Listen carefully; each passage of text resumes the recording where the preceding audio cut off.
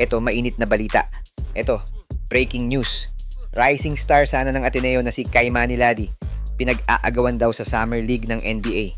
Isang gilas prospect na naman ba ang napakawalan ng SBP kagaya ng nangyari kay JJ Mandakit na ngayon ay nasa under 19 na ng Team USA.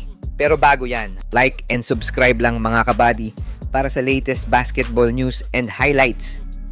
Isang Pinoy player na naman ang umiingay ang pangalan matapos makareceive daw ng multiple invites mula sa mga teams sa NBA Summer League. Ang tinutukoy natin ay ang 6'8" rising star sana ng Ateneo na si Caimani Ladi na marami nga ang nabigla ng marinig ang balita na may nagkaka-interest daw na NBA teams mula Summer League kahit hindi pa nga ito naglalaro sa bagong season ng UAAP. Ayon sa inilabas na article ng Tiebreaker Times ay nasa deciding factor pa itong si Caimani dahil may mga kinakailangan pa daw siyang clearances kung magpasya man siyang bumalik sa US para sa tryout ng NBA Summer League. Dinagdag pa ni Caimani, kino-confirm pa niya kung tatanggapin nga ba niya ang offer habang hinihintay pa niya ang approval ng Ateneo management. Pero kung hindi man daw matuloy ngayong taon, baka after the season na lang daw niya i-workout ang nasabing offer. Sa mga nagtatanong nga ay bago siya napunta sa Ateneo, naglaro muna itong si Caimani sa Merit College sa US bago siya napadpad dito sa Pinas. Kinailangan nga munang mag-sit out ni Caimani dito sa Ateneo team ng isang taon dahil sa residency rules ng UAAP.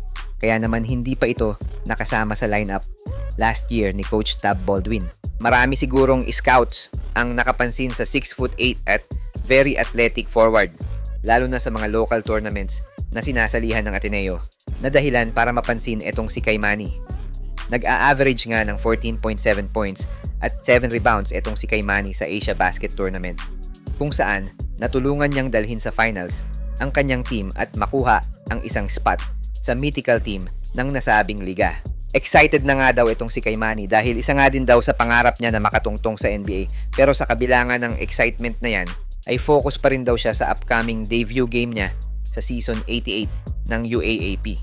Abangan lang ang ibang update kay Caimani regarding sa invitation na yan sa NBA Summer League dito lang sa aking channel.